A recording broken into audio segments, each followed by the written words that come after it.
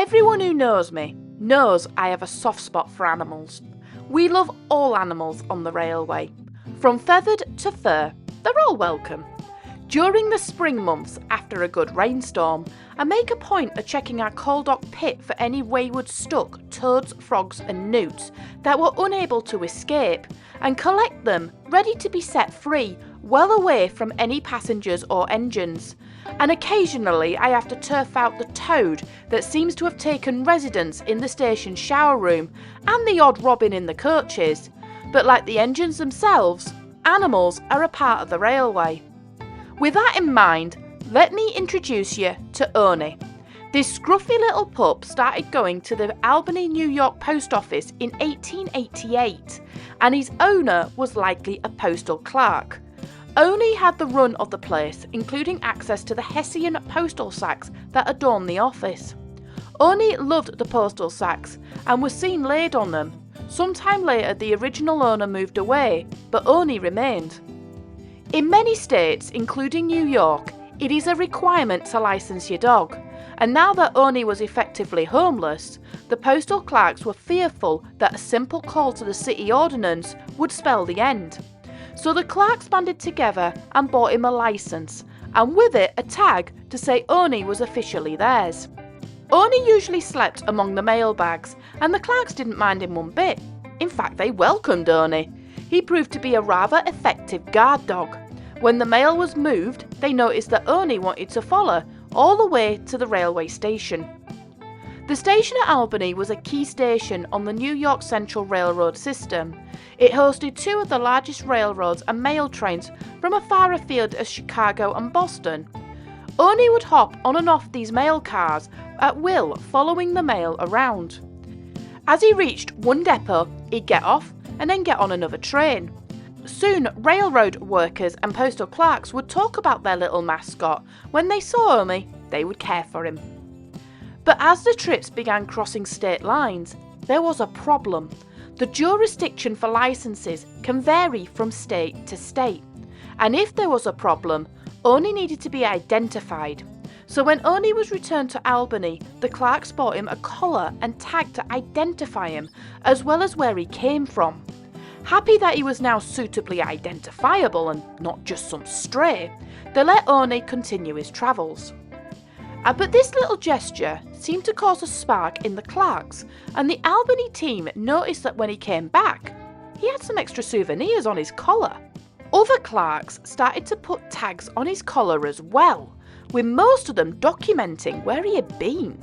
The extra tags made him the unofficial mascot of the US Postal Railroad Service.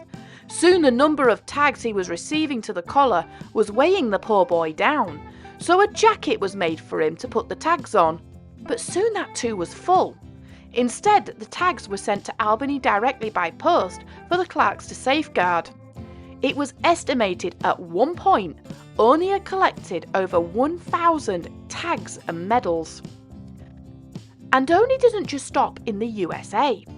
One day the Albany clerks were astounded to receive a demand for payment for Owney's food and lodgings after he turned up in Canada.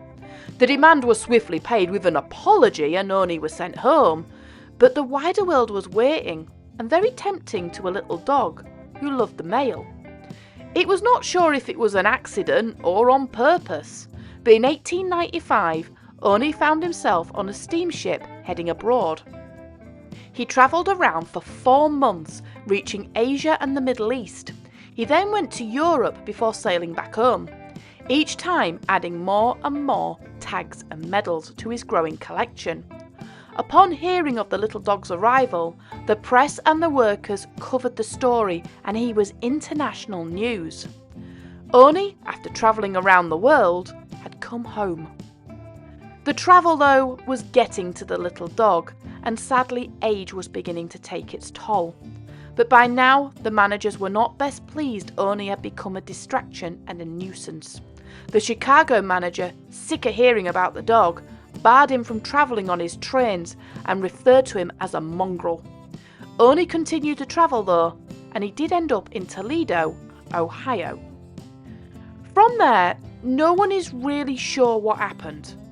What we do know is that Owney loved the postal clerks and had never shown any signs of aggression, only to those that had dared to steal the mail.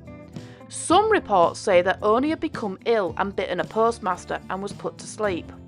But there are stories that a postal clerk, upon seeing Owney, had chained the little dog up so he could call the local press to say that the little dog was in town. Owney had never been chained before, and it is said he became aggressive to the unusual behaviour. What is for certain, whatever the story, Owney was confirmed dead on the 11th of June 1897. Owney's passing was the catalyst in the division between management and the working staff, and it was highlighted to all. The clerks, devastated that their beloved mascot was gone, made bold statements that they were not allowed to mourn or even bury their dog, and that they wanted Owney to be given the highest honours they can bestow. For the management, not giving in, it was damning to their reputations. It was deemed unfair to Owney and the clerks to have Owney buried, and he wouldn't be given the credit he deserved, so Owney's remains were sent to a taxidermist. A few years later, he was displayed at the St. Louis World Fair with his vest of tags. In 1911, to preserve him for the nation, Owney was donated to the Smithsonian Museum. Over time, his thousands of tags have dwindled to just a few hundred, but many would come and see him. He remained in his glass case until 2011. In the 100 years he'd been barely touched, but time had not been kind to the dog, and he was in some serious need of repair. He was carefully taken off display, and he was restored to back how he would have looked 100 years ago. Owney is still an American sweetheart, and many dog owners know the tale. He is featured on the Forever stamp, a stamp that will always remain valid for first class, no matter how high the rate increases. And of course, Owney is remembered in his local post office in Albany, which is still going strong today. It is said by postal workers that if Owney was ever to board your train would never wreck. Kinda true, Owney was never involved in any form of railway accident. So it's easy to see why Owney was such a popular mascot. To the clerks and the people on the railroad, he was a wonder to see, and yep, the goodest of boys.